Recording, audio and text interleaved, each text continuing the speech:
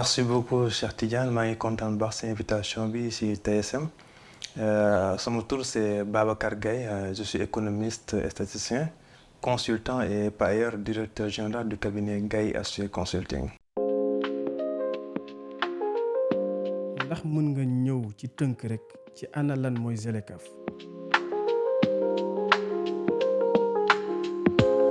ZLECAf benn zone la boo xamante ni zone de libre échange intercontinental mais avant ZLECAf bi da ngay comprendre que ni Afrique dafa yàgg dem di jéggaani lu muy soxla yépp ci bitim réew et ba mu demee noonu ñu dem li ñuy tuddee ci économie li ñuy naan contradiction au niveau des échanges mooy li nga xamante ni daal weccoo yi weccoo entre ñun ak Europe dëppoowul parce que gis nañu ni Afrique moo ëpp ñu fi yeewoo. kon ñoom lu tax ñu war ñoo imposer seen marché alors que ñun war nañu am suñu marché bopp si naka noonu la boroom xam-xam yi ak ñi nga xamante ñooy président yi ak chef de gouvernement yi dajaloo gis ni Afrique war nañu am benn zone boo xamante ni ñoo koy bokk mooy le commerce par les Africains et pour les Africains si naka noonu nag la ñuy sampe li nga xamante mooy ZLECAf mooy zone boo xamante ni daal africains yi dañ fay daje pour mën a jaayante. te su boobaa avantage yi mu am nag bëri na lool parce que tey jii la croissance tey jii si wàllu Afrique bu nekkoon par exemple 4 ZLECAf bi da ko mën na ko yokk de plus de 50% donc nga gis ni dayo bi ni mu toll xaw na rëy mais en résumé loolu daal mooy ZLECAf zone la boo xamante ni rek ni africains yi dañ fay daje pour mën a weccante si wàllu jënd ak jaay. buñ doon xayma tey ci Sénégal lan lañ mën a jàpp ne moom mooy tolluwaayu ZLECAf. waaw xam nga loolu aussi beneen problème la parce que ZLECAf naam xam xalaat bi rafet na mais opérationnalisation bi moo des bu ñu waxee opérationnalisation mooy du am solo trop parce que l'échange intra-africain est trop faible booy xool ci 15% la yem bu ñu waxee échange intra-africain mooy li nga xamante ni marocain bi ak sénégalais bi ñoo ngi koy weccoo li nga xamante ni guinéen bi ak sénégalais bi wala gambien bi ak sénégalais bi wala sax ivoirien bi ak sénégalais bi seen échange yooyu dafa ndaw lool ci zone bi parce que su matee 15% sax ci lay yem donc muy wane que ni amul solo lu tax amul solo nag mooy booy xool Sénégal bu fekkee ni gerte lay produire bu ko jaayee Côte d'Ivoire amul benn yitte ci gerte googu mooy c'est-à-dire que. amuñu habilité def ay transformation moo tax ZLECAf bañ ko créer ba tey nga yëg ni rek affaire baa ngi nës na lu ba tey mënta fexe ba avancer parce que mécanisme yi war a tënk ZLECAf ba mu mën a dem moo fi nekkul mooy lan lu ñu tuddee une industrialisation donc mun ñoo xayma tey jii si wàllu chiffre que ni Sénégal ZLECAf juróon na ko lii parce que zone la boo xamante ni opérationnalisation bi dafa des lu bëree bëri parce que ñun on ne peut pas échanger des matières premières amul solo tey jii da ngay jël Ghana ak Côte d'Ivoire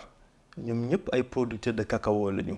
ne Ghana dem bëgg a jaay Côte d'Ivoire cacao bi Côte d'Ivoire jaay cacao bi amul solo donc loolu dafa nekk un problème majeur boo xam ne war nañ ko mën a régler ci ZLECAf moo tax mun ñoo xayma avec exactitude que ni ZLECAf am na benn jeexital bu mu def ci échange yi xamante ni am na ci zone bi ñu nekk actuellement nii. ci wàllum koom ana lan la ZLECAf mën a andil réew mi. waaw lu jéggi dayoo la war a doon parce que booy xool wax naa ko sànq sama njëlbéenu wax que ni ZLECAf dañ kaa créer pour africains yi di échanger avec les africains avantage bi mu am bu ci njëkk mooy une augmentation de la croissance parce que su fekkee ni da ngaa yor dëkk am ñoo xamante ni ñoo nekk sa wet. nga ne tey jii bu ñu nekkee ci zone boobu dafa am lu ñu tuddee ay tarifs douaniers yu ci bëri li ñu leen di kase c'est-à-dire que li ngay jëndee benn produit Europe du bokkul ak li ñu koy jëndee ci zone ZLECAf bi ci zone ZLECAf bi li gën a moins cher que ci zone européen bi donc booy xool fekkee ni ZLECAf nga jëndee donc boo ko ñëwaatee di ko jaay sa biir réew day gën a yomb su gën a yombee day am benn retombée d'abord sur le pouvoir d'achat parce que économie booy xool li ci gën a am solo mooy pouvoir d'achat bi rek. su fekkee tey suñu commerçant yi ñoom mën nañ dem jëndi ci zone ZLECAf bi bu ñu ñëwaatee ñun en tant que consommateur suñu pouvoir d'achat dina yokk goo xamante ni état dina ci mën a gis boppam ñun ñii aussi dañ ci mën a gis suñu bopp yeneen retombées yi mooy tey jii ça pousse les producteurs à produire parce que dëkk su bëggee dox foog moom une production tey jii man su ma leeree ni en tant que sénégalais su ma produire yóbbu ko dans la zone ZLECAf donc forcément y aura d'autres Africains qui seront intéressés dem di ko jënd ji donc man damay fexe ba di xetteel yokk sama production su ma yokkee sama production damay indi li ñu tuddee une croissance endogène mooy fexe ba sama réew croissance bañ fay jëmmat man ma bokk ci ña koy créer parce que tey jii booy xool suñu croissance lu tax ñu ne c'est une croissance extravertie croissance boo xamante ni doomu réew yi participer nañ ci mais dafa ndaw lool donc lu ci ëpp ñi jóge bitim réew ñoo gën a participer ci croissance bi que suñu doomu réew loolu lu ko indi mooy dañuy produire mais amuñu fu ñu ko écouler donc sànq maa ngi lay wax déphasage bi am entre l'offre et la demande sur le marché européen et sur le marché africain loolu lañ tuddee déséquilibre des échanges n'est-ce pas donc su boobaa rek lu muy gën a jur mooy la compétitivité au niveau de nos producteurs locaux donc ñoom du ñu am nañu produire parce que du ñu am ci marché bi ñu ko écouler donc avantage retombées yi rëy na rëy goo xam ne kenn mënu ko am mais toutefois il faudrait ñu mën a xool nag nan la ñuy opérationnaliser cette zone là ba ñu mën ci gën a gis suñu bopp ba mën see yëg suñu bopp bu baax a baax. dëkk yi nga xamante ne nii seen industrie demeewul noonu ñoom jàpp nañ ne li nga xamante ne nii moom moo di ZLECAf bi day dooleel yeneen dëkk yi nga xam ne seen industrie moom moo gën a am doole ndax loolu itam nekkul jafe-jafe. dëgg la parce que sànq boo xoolee sama njëlbeen woo wax naa la ko nee naa la dox zone bi amagul effet bu ñuy soxla ba tey mooy industrialisation bi. ñun suñu économies yi sont des économies qui ne sont pas industrialisées parce que soo bayee gerte gi bëgg a jaay africain bi gerte gi moom tamit gerte gi nan la koy doyee bu amul benn unité de transformation moo tax li ci am solo ba am solo mooy la transformation mooy une industrialisation maintenant dëkk yi nga xamante ni am nañ ay industrie ñoom ñoo gën a am benn poids sur la ZLECAf parce que ñoom dañuy ñëw ZLECAf jënd fa ay matières premières en sachant que les tarifs douaniers ont été supprimés donc coût bu ñu amee matière première dina yomb ci ñoom bu ñu demee seen dëkk transformé ko dañuy ñëwaat dans la zone jaayaat ko fa donc moo tax les pays industrialisés ils sont beaucoup plus impactés que les pays non industrialisés. ci tënk ndax mën nga ñëwaat ci produits yi nga xamante ne nii mën nañ koo daal di commercialiser ci biir ZLECAf. bon les gammes de ces produits là bon mënuma laa jox liste bi de façon exhaustive n'est-ce pas. mais d'abord si le contenu de la zone d'abord parce que bokkoon na si inquiétude yi nga xamante ni cité woon nañ ko à l'époque ba ñuy soo créer la ZLECAf ma ne Afrique va être d'ici quelques années 2,5 milliards de consommateurs pratiquement la moitié de la consommation mondiale donc marché bu toll noonu soo ko bëggee gérer nga foog ne chinois yi duñ la ci bàyyi n'est-ce pas les américains duñ la ci bàyyi les européens duñ la ci bàyyi donc mu nekk des enjeux yoo xamante sont des enjeux majeurs qu'il faudrait régler beneen problème mooy est-ce qu'on n'aura pas des Africains déguisés ou bien des Occidentaux déguisés africains c'est-à-dire qu'ils vont venir dans le marché c'est-à-dire da ngay ibbi benn entreprise boo xam ne c'est un chinois moo ko moom mais paternalisé à un Africain ñu ne entreprise bi c'est une entreprise africaine alors qu'en réalité c'est une entreprise étrangère te boo xool actuellement ZLECAf ñoo fi ëpp nag ñi nga xamante sont des entreprises de droit sénégalais mais qui n'appartiennent pas à des Sénégalais mais qui appartiennent à des Occidentaux ou bien d'une entreprise ivoirienne de droit ivoirien mais quand même qui n'appartient pas à des Ivoiriens qui nga xamante ne appartenir à des Européens loolu nag mooy yi nga xamante ni mooy les problèmes majeurs sur la ZLECAf maintenant su fekkee ne am na ay denrées yi nga xamante jàpp nañu ni sont des produits day nekk ay produits standardisés yoo xamante war nañ ko mën a commercialiser mais toutefois il faudrait que ñu dépasse sur le principe du commerce international en prenant en compte lu ñu tuddee avantage comparatif yi mooy tey jii Sénégal su fekkee yëg nañu ni gerte la gën a mën a jekku ci doxal ko nañu bàyyi Sénégal produit gerte pour toute l'Afrique su fekkee jàpp nañu Côte d'Ivoire moom ci cacao la gën a mën a développer son économie wala avantage comparatif bi ci côté boobu la ko gën a amee nañu bàyyi Côte d'Ivoire mu développer pour les autres pays africains bu ko defee bu ñu dajee dans la ZLECAf kenn ku si nekk dañ ci mën a gis boppam bu baax a baax. fii ci Afrique am nañ ñu tolloog juróom fukki monnaie wala lu ko ëpp ndax loolu itam du nekk jafe-jafe ngir ñu daal di mën a wëyal li nga xam ne moom moo di ZLECAf ci ni mu waree. waaw xam nga la monnaie est un instrument de développement te yàgg nañ ko wax dëkk bi nga xamante ni maîtriser woo sa taux de change mënoo maîtriser ses cadrages macroéconomiques mënoo maîtriser yenn ajustement yi. monnaie bokk na si li nga xamante ni moo gën a affaiblir les échanges à l'international. Par exemple da ngay gis boo amee 10 millions de francs CFA boo ko convertir en euro lu ndaw lay doon. Donc le commerçant n'est pas compétitif à l'étranger loolu c'est un réel problème. tey jii ñu ñëw si zone africaine bi nga xamante ni monnaie yi fi nekk bëri na loolu te amuñu doole. moo tax ba ñu amee le projet de la monnaie éco mu nekk un projet ambitieux boo xamante ni bu ñu ko développé woon amaana certains pays européens beaucoup de pays africains nañ leen xaw a raw si wàllu croissance. loolu mooy indi proposition bi nga xamante ni defoon naa ko à l'époque mooy leen sopp ma ñu def une monnaie commune c'est-à-dire monnaie boo xamante ni africain yépp a koy bokk man sopp ma loolu parce que les réalités ne sont pas les mêmes. da ngay jël un pays comme la Côte d'Ivoire la muy produire si benn journée Gambie si ant la koy produire donc déphasage cadrage macroéconomique boo dafa am solo trop si bu ñu bëggee defar une monnaie. beneen bi mooy les réalités socio-économiques boo jëlee les anglophones ñoom yàlla da leen bindee ñu indiscipliné ci côté inflation les francophones sont disciplinés ci wàllu inflation parce que zone bi ñu nekk daf ñuy tere inflation dépassé 3% mais dans les pays anglophones da ngay dem ba nga gis ni sax ñoom dañuy dem ba ay 15% d'inflation du leen déranger ñoom. donc beneen bi mooy am nañu un régime flottant ñun ñu am un régime fixe boo xamante ni donc ñaari régime yu bokkul donc pour ñu mën a xool kam mooy diriger la mouvance ça va être trop compliqué entre anglophone et francophone donc loolu c'est un problème. moo tax ma jàppoon ni li gënoon pour que ZLECAf bi gën a mën a dox mooy d'abord ñu am une monnaie boo xamante ni ça sera une monnaie d'échange à l'international mooy Afrique ñun ñëpp ñu bokk benn monnaie tuddee ko ECO par exemple monnaie boobu bépp africain buy jëndee Europe si monnaie boobu ngay utiliser. mais ñun biir Afrique par exemple Sénégal mën na am xaalisam tuddee ko koppar Mali am xaalisam tuddee ko bu ko neexee le kola Côte d'Ivoire am xaalisam tuddee ko l'ivoire ñoom ñuy échanger seen biir dëkk yi ak xaalis boobu. mais tey jii bu Sénégal ak Gambie bëgg a échanger Côte d'Ivoire Sénégal ñu ñëpp ñu créer beneen monnaie boo xamante ne ça sera la monnaie dans la zone ZLECAf qui va faciliter les échanges et loolu c'est possible de le faire. Euro boo fa duggee il y a énormément de monnaie et pourtant euro la ñuy utiliser sur le plan international donc je pense que yooyu yëpp ce sont des réflexions yoo xamoon nañu ko def mais quand même la monnaie c'est un facteur bloquant par rapport à cette zone de ZLECAf. beneen jafe-jafe bu ñu nemmeeku bokk na ci lu jëm ci wàllum guerre ak yëngu-yëngu yi ci yeneen réew yi itam ndax loolu mënul andi itam gàllankoor jëm ci wàllum doxalinu ZLECAf. oui xam nga booy xool commerce dafa am lu ko sous-tendre d'abord mooy la stabilité. muy stabilité économique stabilité sociale stabilité politique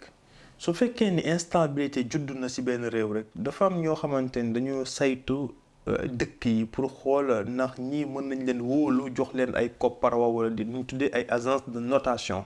ñun dañuy sukkandiku ci lu ci gën a bëri sur la stabilité politique et sociale. su fekkee ne dëkk yi nga xamante ni dafa bëri ay yëngu-yëngu comme par exemple ay coup d'état ay émeutes yooyu yëpp day réduire considérablement la note de ces pays-là. pays yooyu bu ñu xasee ba seen note réduire ça diminue leur capacité à absorber de nouvelles ressources c'est-à-dire li ñu tuddee ay financements yoo xamante ni ay club privé mën nañ leen ko jox ou bien ay dëkk mën nañ leen ko jox su boobaa dañuy nekk dans une liste rouge bu ñu nekkee liste rouge nag dañu am benn capacité de manœuvre bu ñu amoo capacité de manœuvre dañuy ni obligé ñu dem ce qu'on appelle des fonds vautours. fonds vautours yooyu ñi lay koy jox dafa am ay conditionnalités yi ñu lay tegal boo ko nangoo ñu jox la boo ko nangu duñ la jox te tu es obligé nga nangu ko mooy indi li ñu tuddee ay conflits internes ci dëkk yi te conflit interne bu xasee ba ñëw ñàkk kóolute day juddu ci ñaari réew yi parce que le commerçant sénégalais du échanger ak commerçant bi nga xamante ne dëkkam guerre civile dafa am wala dëkk moom wóoluwu ko tax pour ko ndax dina ko mën a fay à temps wala déet du bëgg a échanger ak moom donc conflit yooyu dañ ciy jouer un rôle déterminant moo tax il est important ñu mën a les gouvernants mën a jouer sur les deux leviers là une stabilité politique mooy coup d'état bu mu am wala suñ ko mënee éviter mooy li gën wala mu nekk stabilité sociale mooy ay guerre civile bañ a am wala li ñuy tuddee ay émeutes bañ a am bu ñu ko mënee éviter daal dina permettre ñu am une bonne notation et notation yi dañu permettre ñu mën a absorber de nouvelles ressources et qui va installer la confiance entre les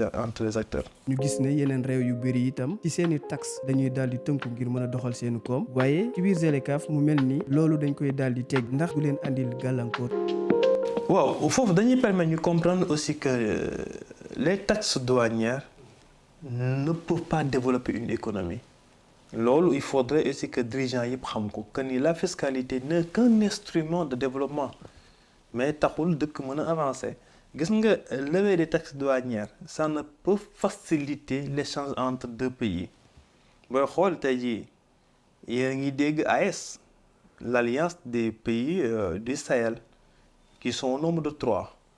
Mali ci la bokk, Niger ci la bokk, Burkina Faso ci la bokk. mais ñoom ñëpp dafa am benn trait d'union bu leen lié avec les pays de la CEDEAO.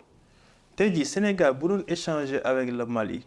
am woon ay taxes douanières parce que am na zone bu ñu bokk bu enlevé woon taxes douanières tey jii Mali bu génnee CEDEAO ñun suñu échanger avec la Mali 60% lay représenté dans la zone. donc nga gis ni tey jii taxe douanière bu xasee ba installé waat donc tous les produits issus du Sénégal vers le Mali vont être excessivement chers et vice versa. Et qui va en pâtir? Ce sont les Sénégalais qui vont en pâtir et les Maliens en particulier qui vont en pâtir aussi. donc moo tax lever taxe douanière amul benn impact boo xam ne négatif lañ ko mën a tuddee sur les échanges commerciaux. Au contraire, ça ne peut que faciliter les gens. yéen a ngi fàttaliku ADP. donc ADP c'était les API autant pour moi API. accord de partenariat économique lu tax beaucoup d'Africains d'accord ñu ko ci woon loolu la woon c'est-à-dire la détérioration des termes de l'échange. sànq sama njëlbeen wax maa ngi koy wax mooy li nga xamante ni occidentaux moom la mu lay jaay cher na cher goo xamante ni la muy jëndee si yow yomb na yomb goo xamante ni équilibre amul. donc moo tax pour africains yi gën a mën a am doole lever les taxes douanières dina ci am solo bu baax a baax a baax. buñ ci noppee ñu daal di ñëw ci suñuy entreprise ñoom itam naka la ñu mën a def ba daal di jëriñu ci li nga xamante ne ni moom moo di ZLECAf. waaw foofu aussi un autre problème parce que ñun suñu secteur privé est inexistant c'est-à-dire que est-ce que réellement am nañu secteur privé national. club des investisseurs existe na Sénégal mais ñu mën a taxaw ne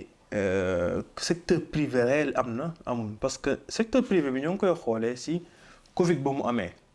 da nga gis secteur privé marocain bi effort ya mu defoon pour mën a jàppale l'état marocain da nga ñëw Sénégal le secteur privé deful effort bu bari parce que amul doole bu mu dimbali état du Sénégal. beneen bi mooy Sénégal dafa jaar ci 3 PAP le PAP 1 le PAP 2A et le PAP 3. le PAP 1 su baaxoon kon ni mu waroon baaxee c'est le secteur privé qui allait financer le PAP 2. mais ñàkk dynamisme économique moo tax le secteur privé mënut a tax financer le PAP 2A ni le PAP 3A. aujourd'hui le secteur privé a tellement les mains liées ba amul benn marge de manœuvre donc notre secteur privé national est inexistant. loolu lu ko waral nag mooy la sphère des affaires l'État assainirul parce que pour dëkk mën a dox il faudra que État mën a assainir la sphère des affaires c'est-à-dire mu fexe ba que le climat des affaires soit favorable au secteur privé national. nan la koy defee mooy fexe ba ñu am une souveraineté bancaire. Sénégal lu ko gën a tàddeel mooy bokk na la souveraineté bancaire musu dégg ni banque bi c'est un Sénégalais moo ko moom. Pathé Ndione yal na ko yàlla yërëm mu defoon quelques efforts ba ñu am suñu BICIS mais aujourd'hui bu weesoo loolu doo déggaat beneen banque boo xamante ni ça appartient à un Sénégalais boo xamante ni mën nañu jàpp ni dina jàppale le secteur privé national parce que secteur privé national dafa soxla banque yu nekk ci ginnaawam pour mën a préfinancer ñu mën a soutenir ñu mën a soumissionner à des marchés à l'étranger pour mën a gagner des marchés mën a am xaalis loolu nag bu amul duñu mën a être compétitive à l'international mooy ci ZLECAf bii ngay wax parce que duñu am la capacité de production bu ñu mën a def ba dem aller être représentatif dans la zone parce que boo produire lu mën a jaay soo mënut a jaay doo mën a am capacité de recrutement loolu mooy le taux de chômage qui ne cesse de grimper parce que tout simplement on n'a pas cette stratégie de politique d'emploi. On a certes des programmes d'emploi mais pas des politiques d'emploi yoo xam dina permettre le secteur privé national mooy recruter davantage et être compétitif à l'international. Donc pour ce faire il faudrait d'abord le secteur bancaire que ça soit souverain ça c'est important beneen mooy État orienter les financements vers les secteurs porteurs. Ils sont 3 l'agriculture la pêche et l'élevage. loolu bu amee ñu jàppale leen vers des petites industries comme des unités de transformation ñu créer des chaînes de valeur bu ñu créer des chaînes de valeur et on va voir que ces petites entreprises là et éventuellement les grandes entreprises vont être compétitives ba mën a imposer seen bopp au niveau de la ZLECAf. ñu desandi suñuy entreprise yooyu nu ñu leen tëggee ndax ñoom itam pare nañu ngir daal di rek mën a dégg li nga xamante ne ni moom la ñu namm amal ci biir ZLECAf. Évidemment parce que pouvoir yi fi nekk yépp suñu bëggee réellement am dara il faudrait que ñoom ñu mën a dooleel le secteur privé national loolu rek moo ñu manqué un secteur privé national fort maintenant pour ce faire il faudrait ñu revoir le code de l'investissement bu ñu xoolaatee le code de l'investissement c'est-à-dire que mënuma comprendre tey jii même Maroc buñ gàtt buñ jege Mauritanie bii nii un étranger ne peut pas avoir 100% son entreprise mais sénégalais ngay gis tubaab jógee fee ñëw installer une entreprise 100% sénégalais 100% étranger autant pour moi donc il faudrait le code de l'investissement ñu xoolaat ko bu ñu ko xoolaatee ça permettra ñu ne maintenant toute personne qui va s'installer au Sénégal forcément minimum faut qu'un Sénégalais am ci 50%, n'est-ce pas et ñu dooleel nos capitaux nos ce qu'on appelle nos investisseurs et que l'État crée des milliardaires dëkk su bëggee dox il faudrait ñu am ay milliardaires comme c'est le cas au Nigeria il y a énormément de milliardaires et je pense que loolu moo mën a jàppale un peu le secteur privé national. xam nañ ne lu ci ëpp doole ci suñuy entreprise dañoo am jafe-jafe jëm ci wàllum logistique ndax loolu tey du nekk jafe-jafe ci ñoom ngir rek ñu gën a mën a wane seen bopp ci biir ZLECAf. waaw xam nga sur le plan logistique Sénégal lu ñu ci mënti wax def na ci ay efforts yu mucc ayib parce que tey jii le port de Nayane c'est un port boo xamante qui va desservir n'est-ce pas le port autonome de Dakar est reconnu comme étant un port en Afrique de l'Ouest, l'un des plus grands ports. Donc Sénégal ñu ngi si def ay yitte yu am solo sur le plan logistique parce que logistique tant que les infrastructures routières sont bonnes tant que les infrastructures portuaires sont bonnes tant que les infrastructures aéroportuaires sont bonnes donc je pense que dañu mën a permettre ñu mën a écouler facilement nos marchandises donc et dans ce cas de figure quoi qu'on puisse dire aujourd'hui le Sénégal a fait des efforts énormes allant dans ça ce qui reste juste c'est l'industrialisation si on parvient à industrialiser ça ne posera pas de problème. Mais sur le plan logistique, quand même, il y a énormément d'avancées que le Sénégal a eu à faire dans ce plan. leneen loo xam ne ñu ngi koy joytu ñoom entreprise yooyu bokk na ci ni ñuy def rek ba daal di jot ci matières premières yi ndax jafe-jafe yooyu noonu lu tax ñu mën a wéyal li nga xamante ne moom la ñu bëgg ci biir ZLECAf. waaw xam nga dafa am lu ñu tuddee ay moteurs de développement et ñun suñu moteur de développement dafa waroon nekk le secteur privé le secteur primaire. N'est-ce pas? Mais malheureusement, suñu secteur tertiaire moo supporté notre économie. Parce que booy xool la croissance a été tirée par les secteurs extractifs et les secteurs du bâtiment. ñoom ñoo gën a tirer la croissance. Par contre, la croissance devait être tirée par le secteur primaire. loolu moo tax problème matière première bi ngay wax mu poser ci un réel problème. tey jii sa soxna sax bu la taajalee ndékki royal 95% nekk autour de la table n'est pas issu du Sénégal. parce que jàpp nañu ni ndékki bu neex sax foog nga jéggaani li ngay teg ci kaw table bi et loolu lu koy indi nag mooy le secteur privé le secteur comment dire primaire est carrément faible trop faible mais y a pas une production intérieure et loolu pour mu am nag foog ñu jàppale le secteur privé national pour mën a investir dans le secteur porteur mooy ñett yi ma limal sànq agriculture la pêche élevage dans l'agriculture il y a énormément de produits dérivés qu'on peut y avoir boo jëlee li nga xamante mooy la pêche n'en parlons même pas l'aquaculture etc il y en a énormément mais aujourd'hui avec les accords de pêche qui a un peu plombé donc moo tax jeunes yi di def l'immigration irrégulière donc nga jël beneen ci secteur bi mooy l'élevage aujourd'hui tabaski bu jotee on a un sérieux problème donc pour pouvoir assurer même l'autosuffisance en bovin donc yooyu yëpp dafa nekk ay facteurs yoo xamante ni moo indi problème de matière première yi nga xamante yaa ngi koy tudd tout à l'heure donc na état gën a jàppale le secteur privé national mu investir vers les secteurs porteurs comme je l'ai dit tantôt.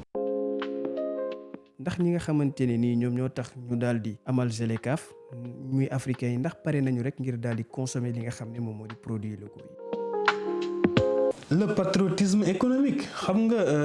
chinois yi lu ñu rawee bokk na ci le patriotisme économique le fameux livre de Mao da ko doon relater lu bëree bëri mooy nga jox sa dërëm chinois xam ne dina dellu ci réew mi mu ëpp yitte nga jox ko koo xamante ni gëmoo ni dina ko delloo ci réew mi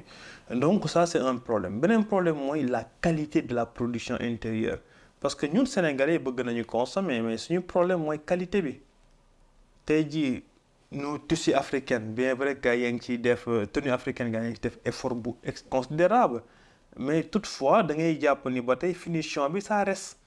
peu de couturiers ont une capacité de finition parfois nga jënd yëre tu as un problème dam pour boutonner ko parce que trou bi dañ kaa fàtte déchiré et cetera donc c'est un point de finition boo xamante ni il faudrait ñu jàppale ne vers une industrialisation ñoom aussi de leurs activités donc yooyu yëpp dafa nekk yoo xamante ni pour ce faire faut que l'État gën a inciter les Sénégalais à consommer local d'abord ñu quitter la théorie c'est-à-dire la consommation locale pour qu'on dise que consommons ce que nous produisons et produisons ce que nous consommons on va quitter carrément cette théorie ñu dem vers la pratique que Sénégalais bi xam ni on va aller vers des consommations de substitution mooy mburu bi tey ji blé bi dañ koy importer mais fondé est-ce que gën a woon mburu bi tey ji est-ce que on peut remplacer donc comme par exemple le Nescafé par ce qu'on appelle le sexaw etc. Donc il y a tellement de produits de substitution yoo xamante ni on peut mais pour ce faire il faudrait aussi que Sénégalais bi ñu éveiller ko sur cet patriotisme économique et non le nationalisme. lan nga gis ne état bu Sénégal rek war na koo daal di teg ci ay pexe ngir daal di gunge li nga xamante ne nii moom moo di suñuy entreprise ba ñu mën a gis seen bopp ci li nga xamante ne nii moom moo di ZLECAf. D'abord état jàppale le secteur privé national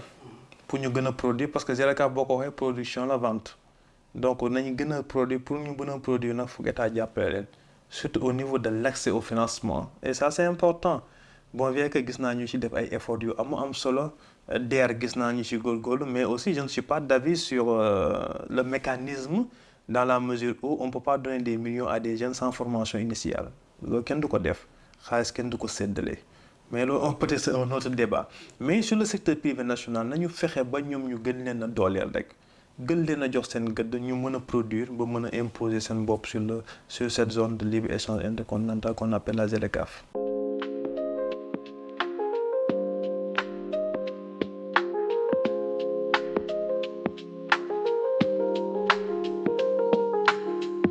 maa ngi leen di jaajëfal yéen tamit di leen jox dig daje beneen émission incha allah ci barke borom bi incha allah allez merci beaucoup.